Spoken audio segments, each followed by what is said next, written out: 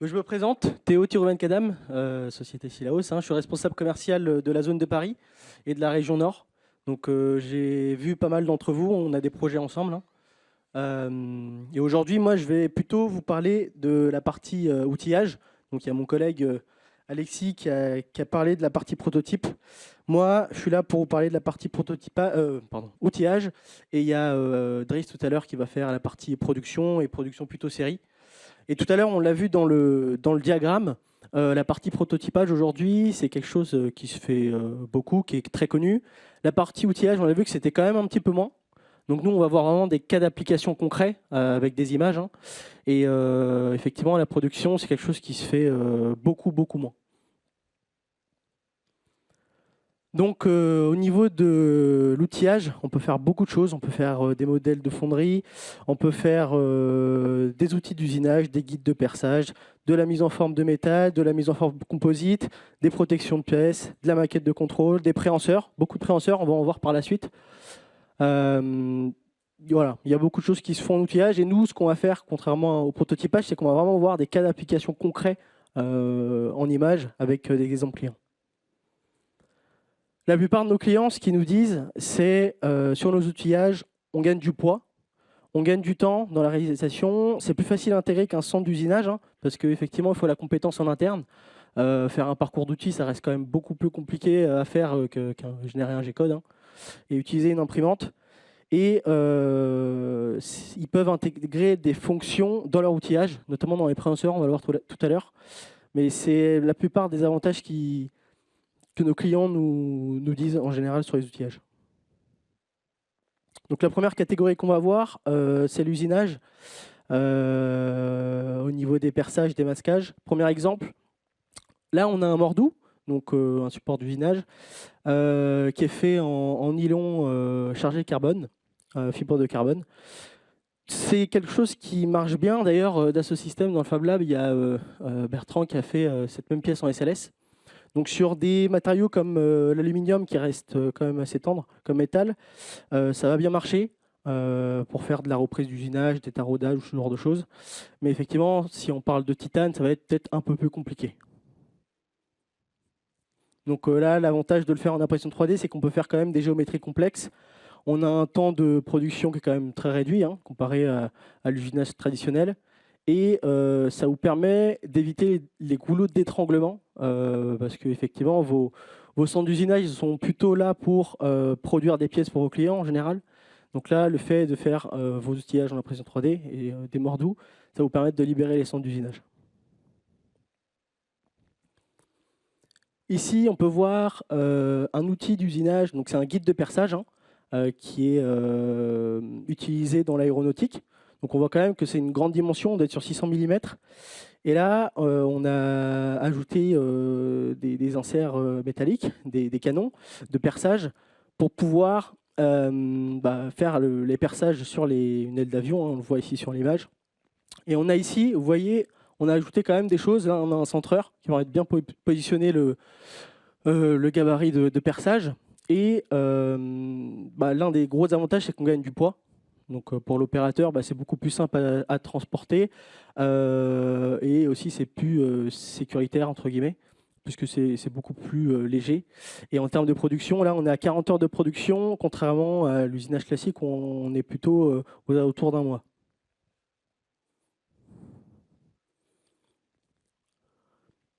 Ici, on peut voir un outil de masquage ou pourquoi pas avoir un gabarit de soudage qui permet d'avoir de lier deux pièces entre elles. Et c'est une application aussi qu'on a au niveau de la peinture pour faire du masquage de pièces en peinture. Au lieu de coller du scotch, à savoir sur les poignées, etc. Nous, on est capable d'imprimer deux demi-coques par exemple, de mettre un aimant et de faire des gabarits, des pièces de masquage en peinture. Donc là, on a des matériaux qui peuvent résister à de très hautes températures. Je pense à l'Ultem de Stratasys, l'Ultem 1010. Et encore une fois, c'est très rapide à produire. On va passer sur la partie assemblage et posage. Donc nous, là, on a un exemple de ligne d'assemblage, d'emballage. On l'a fait, nous, chez un partenaire qui avait une petite ligne d'emballage. Et effectivement, là, on a beaucoup de pièces qui peuvent être faites en 3D. Je pense le premier exemple, les plateaux, les racks. Moi, j'ai un exemple dans le cosmétique pour des godets qui sont faits en manière, on va dire, en plastique, en sous-traitance, en injection. À chaque changement de production, il fallait changer la forme du godet. Donc, il y avait quand même des délais. Ça coûtait très cher. D'ailleurs, j'étais surpris du prix. Nous, ce qu'on a décidé de faire, c'était d'avoir uniquement la forme du godet, d'imprimer en plastique, donc en SLS. Ça vous permet de faire quelques petites séries. Et effectivement, là, l'intérêt, c'est que ça coûte beaucoup moins cher. Et ça permet aussi d'avoir les pièces très rapidement et de lancer du coup la ligne beaucoup plus rapidement, quoi.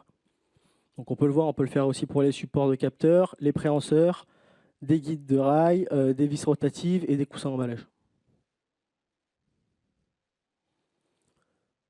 On peut faire des outils d'assemblage. Ça, c'est une pièce qu'on aura l'occasion de voir cet après-midi pendant les ateliers. C'est un outil qui sert à poser des essuie-glaces. Donc c'est un outil quand même manipulé tout au long de la journée par les opérateurs. Là, l'avantage, encore une fois, c'est fait en nylon 12 CF. Donc c'est beaucoup plus léger et c'est le matériau le plus résistant à température ambiante. Donc ça offre quand même de grosses résistances mécaniques. On peut voir aussi l'outil d'assemblage de pédales. Vous voyez ici que donc elle est juste ici là au niveau du schéma en orange. Dans un véhicule, c'est quand même très difficile d'accès. Et là, le fait de pouvoir le faire en impression 3D, c'est qu'on peut faire peut-être des itérations et de le faire beaucoup plus rapidement. Donc c'est quand même une géométrie très complexe et ça résiste aux efforts mécaniques. Là, c'est un autre exemple qui est dans l'automobile. On voit qu'on a assemblé une partie imprimée en 3D avec une barre métallique. Et on peut imaginer, pourquoi pas, imprimer des tampons en TPU pour éviter d'abîmer la carrosserie et la peinture. Donc voilà, là, on voit qu'on peut allier quand même les technologies, pas forcément faire toute la pièce, tout l'outillage en impression 3D, mais pourquoi pas l'allier avec des méthodes traditionnelles. Dans le posage, dans le guidage, dans le montage, surtout dans la machine spéciale, c'est quelque chose qui se fait beaucoup. On a des exemples concrets par la suite. Donc ça, c'est la société Aereco, Aldes, qui fait de la ventilation de fenêtres notamment, ou des systèmes de ventilation. Et en fait, là, dans ce cas-là, c'est qu'ils ont utilisé l'impression 3D vraiment dans beaucoup d'applications. Donc là, on voit que le carter est fait en SLS. Et ce qui est très intéressant, c'est que vous voyez dans l'image de droite, je ne sais pas si vous connaissez, mais c'est un petit peu les deux boutons sur lesquels il faut appuyer en même temps pour pouvoir actionner une machine, un robot. Et en fait, ils l'ont imprimé en 3D à la morphologie de l'opérateur. Donc c'est vraiment une adaptation sur le poste de travail. Ça permet pour les questions de sécurité et d'ergonomie des opérateurs d'avoir quelque chose de beaucoup plus simple et ergonomique, entre guillemets. Voilà, là on peut voir d'autres outillages. Donc là c'est un guide de pipe pour positionner la pipe correctement à gauche. L'idée là dans l'outillage, dans tout ce qu'on va voir, c'est de laisser la place à la créativité. Parce qu'effectivement, il y a beaucoup de choses qui sont imaginables, il y a beaucoup de choses qui se font, mais il y a encore beaucoup de choses à aller chercher. Voilà. On peut voir un support de posage de boîte de vitesse en PA12. Là, c'est un exemple. Moi, je pense à un exemple un peu plus concret. C'est qu'on on peut faire du tubing, c'est-à-dire que dans l'aéronautique ou dans l'automobile, on a beaucoup de tubes qui transportent des fluides ou de l'air parfois. Et vous savez, ils font une certaine longueur, ils ont des rayons de courbure très différents. Nous, on va venir imprimer un support, un gabarit en 3D, et on va venir poser le tube dessus.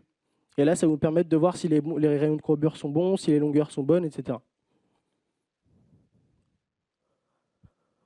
Donc voilà, là, on peut faire un posage pour poser des inserts à l'intérieur d'un carter, faire de la pose autocollante. Parfois, on peut avoir des besoins sur les cartes électroniques, notamment d'avoir des supports qui sont ESD, donc qui laissent dissiper l'électricité statique. Donc c'est quelque chose qui est faisable et qui se fait de nos jours. Et là, c'est un exemple.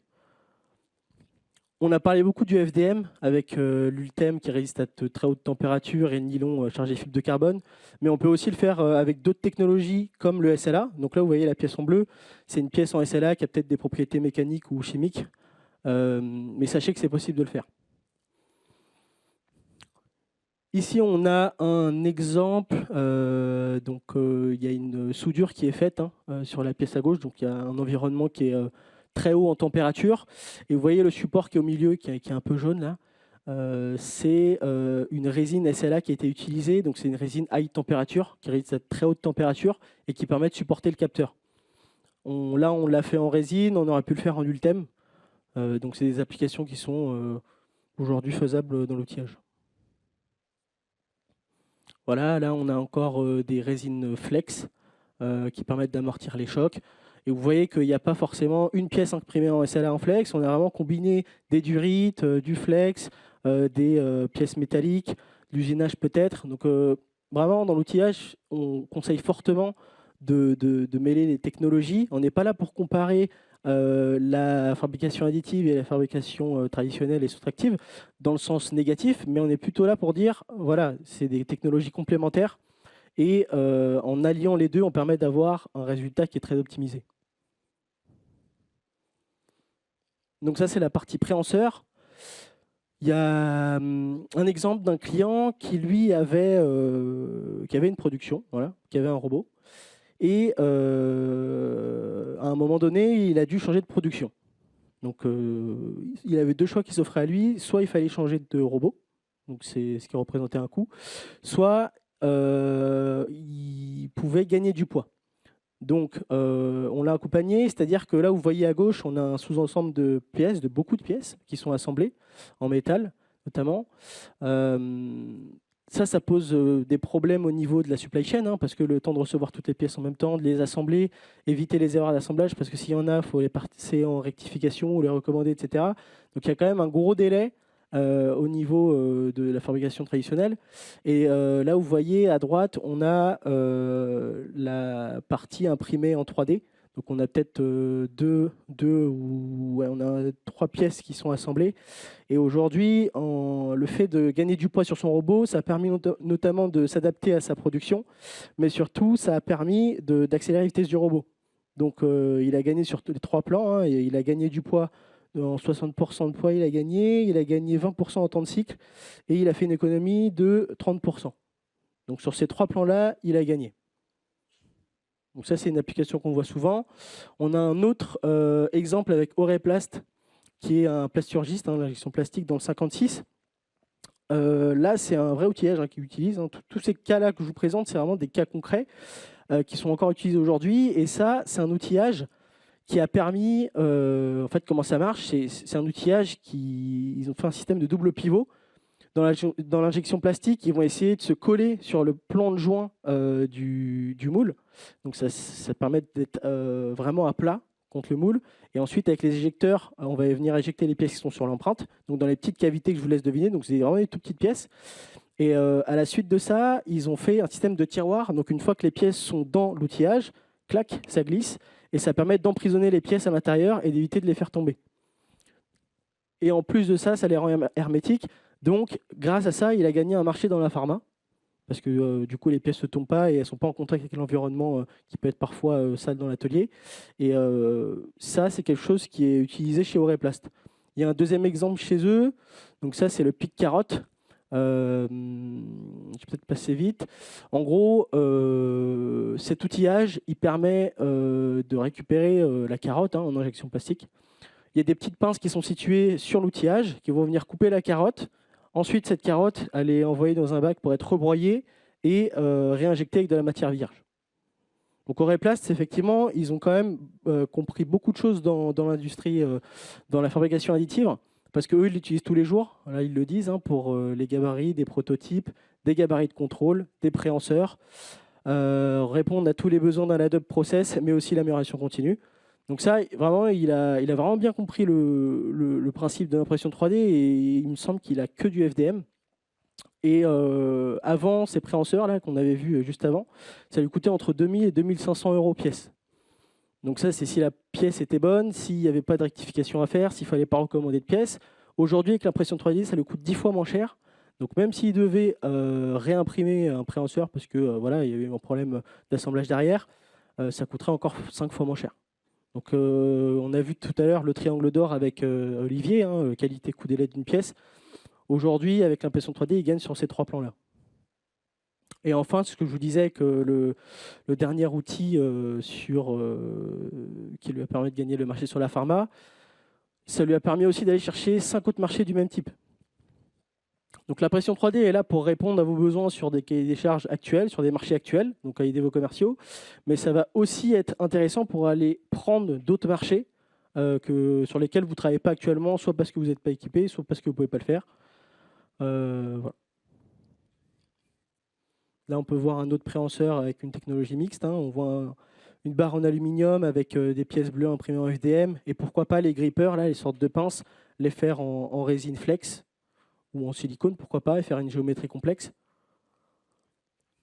Là, on voit un préhenseur qui est quand même énorme, qui est en très grande dimension. Donc, on voit que c'est plusieurs parties imprimées qui sont assemblées. Et on voit bien que l'alliage des deux méthodes de fabrication, hein, fabrication additive et fabrication soustractive, entre guillemets, méthode traditionnelle, c'est quelque chose qui marche beaucoup, notamment pour la durée de vie de l'outillage et pour les contraintes qu'il peut y avoir en atelier, donc en résistance température, en résistance mécanique et en tenue chimique. Voilà, là, c'est un autre concept qu'on peut imaginer avec de l'air sous pression. Donc ça, c'est une pièce imprimée entièrement en SLS où on va pouvoir faire passer de l'air dans le trou. Et sous l'effet de l'air comprimé, entre guillemets, ça permet d'avoir un grippage de pièces. Donc c'est un concept. Soit on peut le faire directement, mettre l'air sous pression dans cet outillage, ou alors le faire avec des durites, comme on le voit à droite, pour avoir un outillage qui dure peut-être un peu plus. La mise en forme de composite, donc ça c'est du drapage carbone. Ça permet d'avoir... donc en fait, le principe c'est quoi? C'est qu'on va venir imprimer un noyau en ST130 hein, chez Stratasys. Et c'est un noyau qui pourra... donc c'est une matière qui résiste à la température et la pression de l'autoclave. Je ne sais pas si vous connaissez un petit peu le principe du drapage carbone, mais c'est quelque chose derrière qui va être utilisé pour être dissous dans de la soude. Donc une fois que vous avez imprimé votre pièce, que vous avez fait votre drapage carbone, vous le mettez dans de la soude et derrière le noyau disparaît et vous obtenez votre pièce. Donc pour un prototype, ça marche bien parce que la pièce, une fois qu'elle est dissoute, elle peut plus être réutilisée. Par contre, on peut le faire en Ultem 1010, donc un matériau très résistant, et le réutiliser plusieurs fois. Donc sur des formes un peu plus simples, hein. Quand on voit qu'on a des formes fermées comme ça, on est obligé de passer par un noyau soluble. Donc, encore une fois, hein, c'est toujours les mêmes, je me répète encore, mais c'est toujours les mêmes avantages qu'on a. On peut faire des géométries complexes, on peut avoir un gain de poids, avoir les pièces moins chères et plus rapidement. Voilà, là, on peut voir un exemple dans l'automobile. Autre chose qu'on est capable de faire, c'est du thermoformage.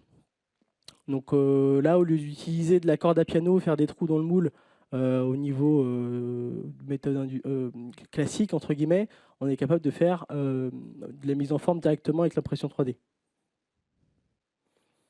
On peut faire aussi de l'emboutissage. Bon, là, on voit des formes assez quand même complexes. C'est plus un concept. Par contre, là, on a un exemple concret. Vous voyez, sur de la tôle vraiment très épaisse, on ne va pas pouvoir le faire. Par contre, là, on voit qu'on a un moule qui est fait en nylon, chargé de fibre de carbone. Et vous voyez qu'on est quand même sur de la tôle de 2-3 mm. Et c'est quelque chose qui marche. On peut faire quelques petites séries. Donc, ça peut être aussi une application. Ça, c'est une application qui se fait bien actuellement. On a quand même des clients qui s'y penchent et quand on fait des études, ça marche bien. Donc, c'est le moulage PPE-PSE, donc du polypropylène expansé et du polystyrène expansé. Donc, vous voyez les caisses de poissons ou les rembourrages de sièges auto, par exemple. Actuellement, c'est fait en méthode traditionnelle. Là, ce qu'on va faire, c'est qu'on va utiliser l'impression 3D, donc c'est de l'Ultem, hein, qui va résister à très haute température, donc c'est un matériau de très haute performance. Et on va utiliser l'inconvénient du FDM, c'est-à-dire que le FDM est quand même poreux, et on va jouer sur le diamètre des orifices pour pouvoir injecter de la vapeur. Donc c'est des billes, en fait, hein, des billes des microbilles de polystyrène ou de polypropylène, dans lequel on va venir injecter de la vapeur, et derrière, elles vont s'expanser, se coller. Et l'avantage, on le voit bien sur l'image en bas à droite, c'est qu'on va utiliser vraiment cette porosité du FDM pour pouvoir injecter la vapeur. Et ce que ça permet, c'est que contrairement à tout à l'heure, où on gagnait vraiment beaucoup de sous sur l'outillage en lui-même, au niveau du coût de la fabrication entre le moule et ce qui est fait en Ultem, on ne gagne pas énormément d'argent, entre guillemets. Par contre, là où on va gagner, c'est sur le process, parce qu'on voit qu'on a un temps de cycle qui est de moins 35% et on a une consommation d'énergie qui est réduite de 2/3. Donc c'est quand même pas négligeable avec les prix d'énergie actuels. Donc ça, si c'est des sujets chez vous, nous, on a des clients qui le font et on a des études chiffrées, hein, comme vous pouvez le voir ici. Donc on est capable de le faire. Là, c'est le même principe avec du moulage cellulose. Donc c'est utilisé par exemple pour les produits ménagers, pour la protection de produits ménagers, ou ce genre de choses où on a du mal à utiliser du plastique. Mais on va utiliser l'inconvénient du FDM pour pouvoir maintenir la pâte à l'intérieur du moule, un peu comme le même principe que le thermoformage. Et ça, c'est une application qu'on peut avoir aussi dans les outillages. Dans l'injection plastique, on a deux choix. Soit imprimer une empreinte de moule. C'est quelque chose qui se fait avec de la rigidika, par exemple, en SLA, ou chez Stratasys avec de la polyjet en digital ABS. Donc, on pourra faire quelques petites séries. Hein, on ne remplacera pas l'injection. On ne pourra pas avoir un moule qui est aussi résistant sur des séries de 100 000 pièces. Par contre, sur des petites séries inférieures à 1000, on est capable de faire des moules en rigidika, en digital ABS. Encore une fois, on a de la documentation là-dedans. Si c'est un sujet chez vous, nous, on peut vous accompagner là-dedans. Ce n'est pas magique, ça ne va pas fonctionner sur toutes les géométries. Par contre, c'est quelque chose qui marche chez nos clients avec des optimisations. Et le deuxième choix, c'est aussi, pourquoi pas, d'imprimer directement la pièce. Donc là, on a un sujet avec un client dans la salle, il saura se reconnaître. Mais l'un des inconvénients de l'injection plastique, c'est qu'il y a un plan de joint. Et parfois, le plan de joint peut être gênant. Soit il faut le retoucher, soit... voilà. Voilà, là on peut voir des outillages qui sont faits avec des matériaux haute performance. Voilà, on peut voir des outillages spécifiques qui allient méthode traditionnelle et fabrication additive. Ça, c'est la même société que tout à l'heure, Aereco, qui faisait les adaptations sur poste de travail. Là, ils ont fait des outillages, on va dire, de tests, des outillages de laboratoire, j'appelle ça. C'est pour faire des essais d'aérolique, donc des essais sur l'étude de l'air, en fait, les commandes de l'air. Donc, c'est quelque chose qui est aussi faisable. Des supports de contrôle, je pense que vous connaissez, que c'est utilisé chez vous. Ça permet de poser là une pièce qui est courbée, ou pourquoi pas préparer ces gammes de contrôle pour les FAI par exemple, notamment, pour les validations série. Ça peut être quelque chose d'intéressant. On peut faire de la pièce de rechange, de la pièce de maintenance. Donc ça, c'est une vanne d'arrêt qui a été faite, qui est quand même sur un gros diamètre, un diamètre 800. Dans le secteur du pétrolier, c'est quelque chose. C'est une pièce qui se cassait. Je vous laisse imaginer les dégâts que ça fait quand la pièce est cassée, qu'on ne peut pas arrêter la vanne sur ce secteur-là. Nous, on a réussi, donc c'est un exemple de Stratasys, on a réussi à le faire en Ultem 90-85, donc ça résiste quand même à l'effort mécanique. Et en plus de ça, ils peuvent l'imprimer dans la journée, voire l'avoir le lendemain. Donc au niveau des pertes économiques, c'est quand même très avantageux. Et ça permet d'avoir une vanne plus légère, elle coûte 50% moins cher et en plus elle est ULV0, notamment pour le feu. Donc tout ce que je vous ai dit là, effectivement, on pourrait croire que c'est de la magie. On est bien conscient de nos limites dans l'impression 3D. On n'est pas là pour vous raconter des mensonges. On ne pourra pas tout faire. Il n'y a pas une machine qui existe pour tout faire. On a des limites comme la précision, qui est moindre par rapport à l'usinage, une résistance mécanique qui est inférieure à l'aluminium, bien qu'en nylon chargé carbone, en fibre de carbone, on a quand même de grosses résistances mécaniques. On reste inférieur à l'aluminium. Au niveau de la taille, au-delà d'1 mètre, c'est compliqué. Et l'aspect du FDM, par exemple, ça ne correspond pas forcément aux attentes. Par contre, comme on l'a dit tout à l'heure avec les préhenseurs, l'association des technologies dans l'outillage, ça marche très bien.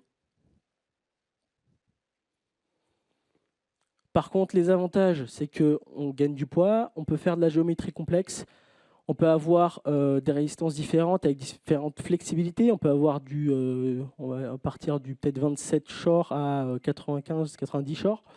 Donc c'est quand même des possibilités. Et c'est beaucoup plus rapide, c'est simple à produire. Et on est capable de faire de la production de masse. On le verra tout à l'heure avec Driss, qui me détaillera tout ça. Et effectivement, au niveau économique, on y gagne peut-être pas tout le temps, mais presque tout le temps. Les questions qu'on se pose, donc déjà, quand on vient vous voir, quand on est en clientèle, quand on fait des rendez-vous, quand on se parle au téléphone, on pose beaucoup de questions. C'est pas pour vous embêter, hein, comme Olivier vous l'a dit. Déjà, c'est de savoir si c'est du prototypage, de l'outillage, de la série, savoir quelles sont les résistances mécaniques, quelles sont les dimensions des pièces, les précisions, les cadences, les volumes, etc. C'est pas pour vous embêter, mais c'est plus pour nous comprendre vraiment l'environnement dans lequel vous travaillez et surtout vous aider. Vous aider dans quoi? À choisir un couple technologie-matière. Donc la machine, c'est plutôt la taille de l'enceinte, la répétabilité, la capacité, la vitesse d'impression, etc. Et au niveau de la matière, ça va plutôt être les contraintes mécaniques, les contraintes physiques et les contraintes chimiques. Nous, on a un catalogue bien fourni, mais on est avant tout là pour vous aider. Si jamais on n'a rien à notre catalogue, par exemple, je pense à l'impression métal qu'on ne fait pas, et qu'on a diagnostiqué, entre guillemets, qu'il vous fallait de l'impression métal, on n'a aucun souci à vous rediriger vers des confrères. On l'a déjà fait avec des clients. Donc, voilà, on vous embête avec toutes ces questions, mais c'est vraiment pour comprendre l'environnement complet du sujet. Donc ça, on l'a vu tout à l'heure avec Olivier à droite. Hein. Pouvez-vous m'imprimer cette pièce? Oui, effectivement, quand on comprend tout l'environnement avec les questions, on arrive avec quelque chose de beaucoup plus satisfaisant. Et à gauche, c'est un autre exemple où la pièce de base était faite en métal. Hein. On la voit tout à gauche. Et une fois qu'on l'a optimisée, qu'on l'a reconçue pour l'impression 3D, on voit que la pièce n'a presque rien à voir, mais vous gagnez peut-être en temps d'impression, en quantité de matériaux utilisés et peut-être en résistance mécanique. Donc la reconception n'est pas forcément obligatoire, mais elle est très conseillée quand c'est possible de le faire. En outillage, c'est souvent possible de le faire, hein, contrairement au prototypage. Je pense à un client là où il avait des clips très fins. On ne pouvait pas reconcevoir la pièce parce que derrière, c'était envoyé en injection. Dans l'outillage, c'est très fortement conseillé. Ce n'est pas moi qui ai fait la slide et qui ai mis la croix sur dessinateur industriel, mais je vais me faire assassiner. Mais disons, comme pour l'injection plastique, comme pour l'usinage, il y a des règles à respecter. Aujourd'hui, dans la fabrication additive, il y en a aussi. Donc, il faut les prendre en considération. Et c'est pour ça que la reconception est effectivement un atout primordial. Au niveau du bilan carbone, je ne vais pas rentrer dans les détails, mais si vous êtes challengé, nous, on a fait une étude. Grosso modo, ce qu'il faut retenir, c'est qu'on a comparé l'injection plastique à les moules d'injection plastique faits de manière traditionnelle et en impression 3D. On a, sur cette géométrie de pièces-là, sur ce client-là, nous, on a déterminé qu'à partir de 500 pièces, c'était mieux de le faire en injection plutôt que de le faire en impression 3D pour le bilan carbone. Voilà, c'était sur un client, on l'a fait, on est capable de le faire. Tous les clients ne nous le demandent pas, mais si c'est un sujet chez vous, nous, on est capable de faire ce genre d'études et vous accompagner dans ce sens-là. En conclusion, c'est ce que je disais, hein, on n'est pas là pour dire du mal de la fabrication traditionnelle, mais c'est important dans l'outillage de prendre les bénéfices de chaque fabrication hein, et de les rendre complémentaires. Les nouveautés, on a FixtureMate qui est sorti chez Stratasys, donc ça fait partie de GrabCAD Print Pro. C'est une suite logicielle qui permet de générer vos posages de manière semi-automatisée ou automatisée, directement sur le slicer. Donc ça, c'est une sortie qui a quand même révolutionné pas mal les outillages, parce qu'effectivement, certaines boîtes, certaines sociétés ont la chance d'avoir des compétences comme vous, des personnes compétentes, et de pouvoir faire ces pièces-là. parfois, soit vous êtes occupé à faire des choses plus prioritaires que de simple posage, par exemple, soit certaines boîtes n'ont pas la chance d'avoir des concepteurs. Et donc, ce logiciel-là a permis de justement répondre à leurs besoins.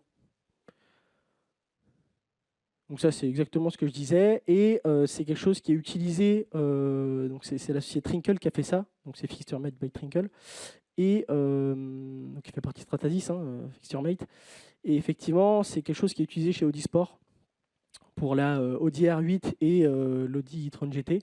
Et là, on voit qu'ils ont gagné 80%, ils ont réduit les coûts de 80%. Je ne sais pas si Dassault fait aussi peut-être ce genre de logiciel, mais voilà. Sachez que ça existe et que c'est sorti cette année. Et au niveau des matériaux, chez Ultimaker, on a le PPSF qui est sorti. Donc c'est quand même un matériau résistant à 230 degrés, qui est UL14V0, qui résiste chimiquement. Donc c'est quand même un matériau assez révolutionnaire hein, chez Ultimaker. Donc voilà, si c'est quelque chose, si vous utilisez des imprimantes Ultimaker, sachez que ce matériau est sorti et qu'on pourra faire des choses avec. Le PA11 détecte Fabulous. Donc ça, c'est pour l'impression SLS. Dans l'agroalimentaire, en fait, on a beaucoup d'équipements, de capteurs de métaux. Et c'est une poudre qui va être chargée en poudre de métal et qui va permettre en fait, de détecter s'il y a des outillages qui sont cassés, s'ils n'ont pas été en contact avec les aliments ou ce genre de choses. Donc sachez que c'est sorti. On peut aussi le lisser chimiquement et ça permet de rendre étanche la pièce. Donc sachez que c'est sorti et que c'est utilisé aujourd'hui dans l'industrie alimentaire. Je ne sais pas s'il y en a beaucoup aujourd'hui, mais je crois qu'il n'y en a même pas. Et voilà, sachez que ça existe. Merci à vous.